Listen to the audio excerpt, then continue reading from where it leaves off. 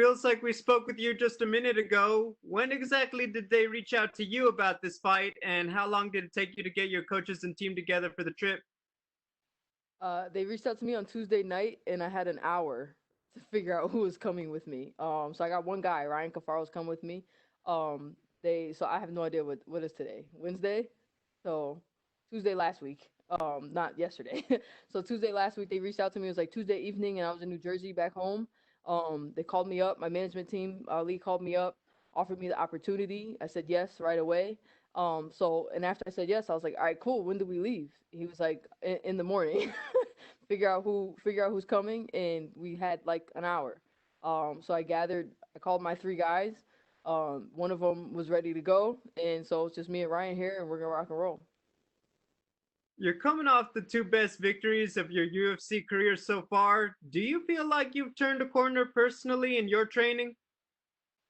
Absolutely. I feel like I've turned a corner physically, mentally, emotionally in my life inside and outside of the gym. And it's showing. It's paying dividends. I'm feeling good. I feel like I've always asked to keep the momentum going into the Sarah Morris fight. I told my manager, like, right after this, I want to fight again no matter what happens. And I knew in order to get the frequency I wanted, I had to start winning these fights. And so that's what I've been doing. I've been putting up these W's, and you wish and you pray and you do, and the universe will answer. So here I am. I guess what made the difference? Was there anything, like new coaches, new training partners? Was it just a new attitude? I mean, what was just like that last ingredient you needed? Definitely the attitude, and definitely like I knew my two losses in the bantamweight division were close. I knew it was just tiny little adjustments I had to make. They were really closer, I think closer fights than maybe the scorecard shows. So it's more of an attitude adjustment. And on top of that, like, it's 2020, it's a pandemic, and there's a lot of crazy things going on in the world. And I think I kind of took that. I think I do better under such adversity. So I kind of was like, look, this can be terrible, and I can sit around and not fight for a year. I can take this opportunity. When I saw that Dana was cranking out fights and fighters were fighting frequently, I was like, this is my opportunity to take advantage of the environment as well. And so it's more of an attitude switch. I've had the same guys and the same coaches and the same sparring partners I've had since the Ultimate Fighter. I've been with Mark Henry in New Jersey and Ryan Cafaro and sparring with Caitlin for like 4 years now. So there was no change in coaches. It was all a change right here, and a change in my belief in myself. So the road to the bantamweight title, let's be honest, it doesn't seem very far for anyone. There's, with Amanda Nunes having defended it a couple times, it seems like it's pretty wide open. Ketlen was right there for a title shot recently. Do you feel like a win here could start getting you into that title conversation at 135?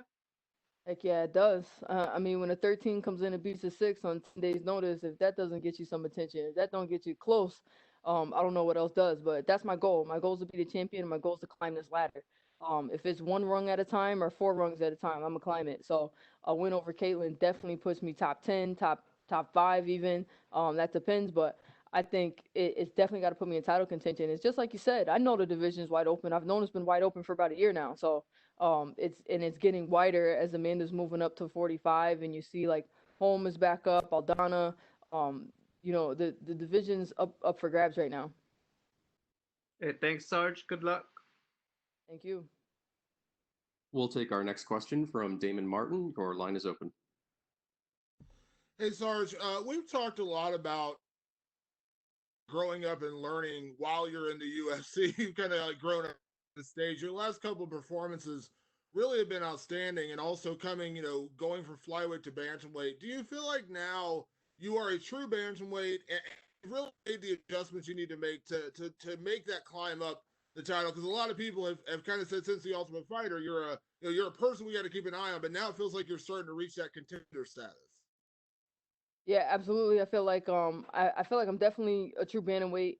I think having that discussion with myself and with my camp about moving from flyweight to bantamweight, the concern was the size, and I just trusted in my strength and my ability. My foundation in martial arts is Brazilian jiu-jitsu, and when I was doing jiu-jitsu, I was competing in the gi at 163. So I kind of just had to trust myself that I could deal with the size, and I haven't feel like I don't feel like I've lost any strength in this division. And if anything, I'm getting more athletic and stronger as I stay in this division, as I get used to my body at this size, and I love it. I think it's a great division for me, and I'm happy. I think we made the right choice to be here. Do you feel like that is an adjustment when you think about your first fight back at bantamweight, and then now in terms of putting the size on the muscle, the just understanding the differences? People think 10 pounds isn't that much, but it is much, and it is a big difference. But do you feel like that has grown and shown in your last couple of performances now that you feel like you are a true bantamweight? Yeah, it wasn't so much putting on size because I actually tried to put on size and I think that slowed me down. I think me trying to put on muscle kind of slowed me down with the Betskadea fight especially. So I think that was the adjustment, was understanding that I didn't have to put on so much muscle. I could rely on my natural body weight and really focus on my speed and my technique. Whereas when I was a flyweight, I was so muscular. I was cutting into my cardio to get down to flyweight. So that was more the adjustment, was more the technical adjustment at the size, the height adjustment, the reach adjustment at bantamweight, and not so much the muscle. I think that was kind of contributed to them first two stumbles I took. Was I was like, all right, I'm a bantamweight now, and I just was lifting like crazy. Instead of focusing on my technique, focusing on my martial arts, and focusing on my speed. So I think that's been the difference in how I've been able to turn things around and get some of these wins. There's no giant secret the magnitude of a fight like this, stepping in against a contender like Ketlen Vieira. I want to get your opinion, the lay of the land at bantamweight, because if you beat her after beating a very highly touted person like Julia Avila, to go out there and beat Ketlen, when you look at the lay of the land, you got Holm and Aldana coming up next weekend. If Aldana wins, she's going to get the next title shot. But you got to believe that you're right in that mix with the win here, right? I mean, when you look at who's out there and who's actually fighting and active right now, I don't know. You kind of give me your idea on the lay of the land at bantamweight. Yeah, it's not very active. The top 10 have not been very active. You got a couple of girls out with injury. You got a couple of girls out who just haven't fought maybe because of the pandemic or whatever. I think the Aldana home matchup is definitely a title contender matchup. I think the winner should definitely have a title shot. But yeah, after those two, like who do you got? So I take care of Caitlin like I should this weekend, and I'm definitely right up there with the talks.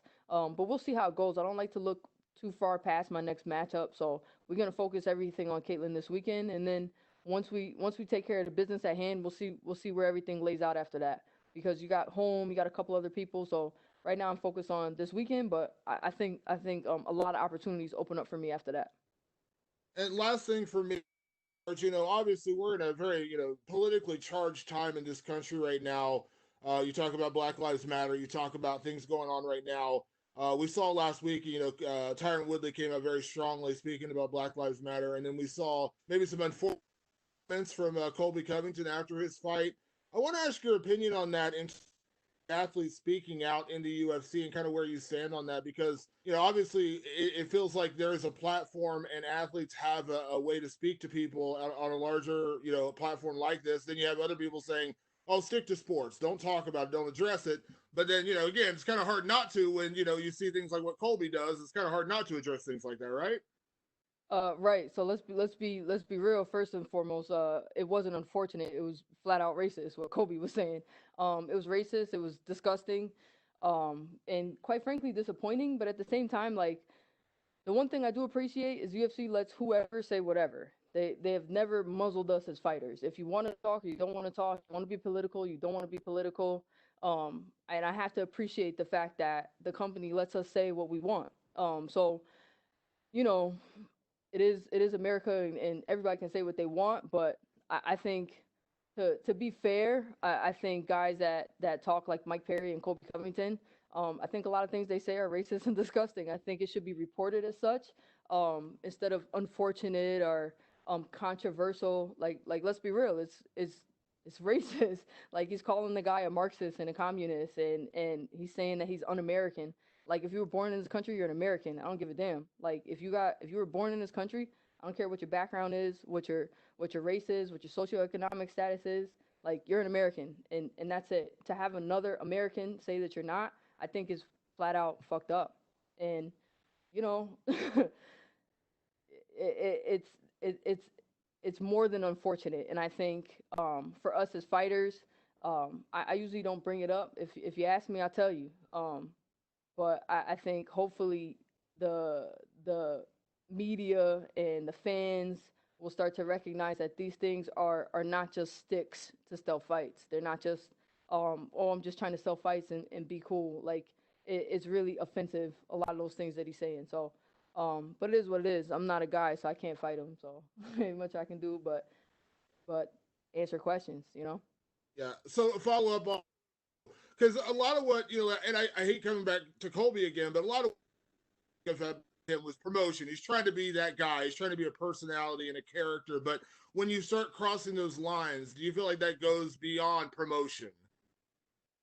I think so. I mean, why not? Like if I came out and like look, like if I came out and called somebody, a redneck or honky or something like that, I wouldn't get that kind of. I don't think I would get that kind of pat on the wrist like Kobe got.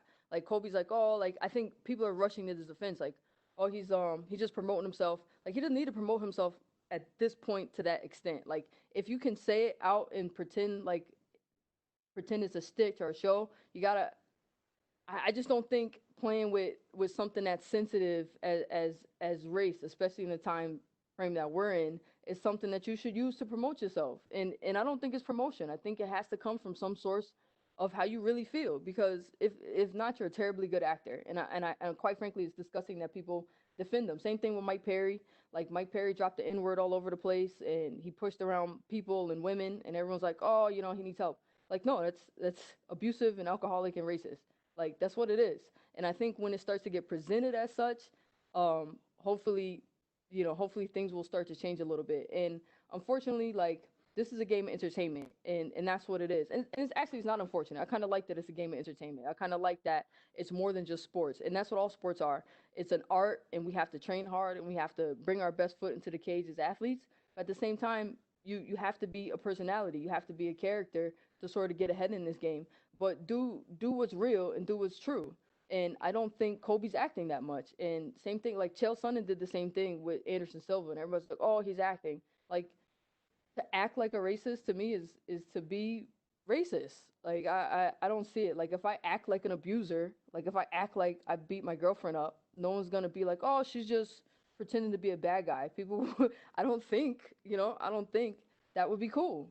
So that's just my opinion on it. I think people are kind of letting it slide by saying it's a production, and I think you can sell tickets and you can sell yourself in a way that's not so blatantly offensive to so many other people.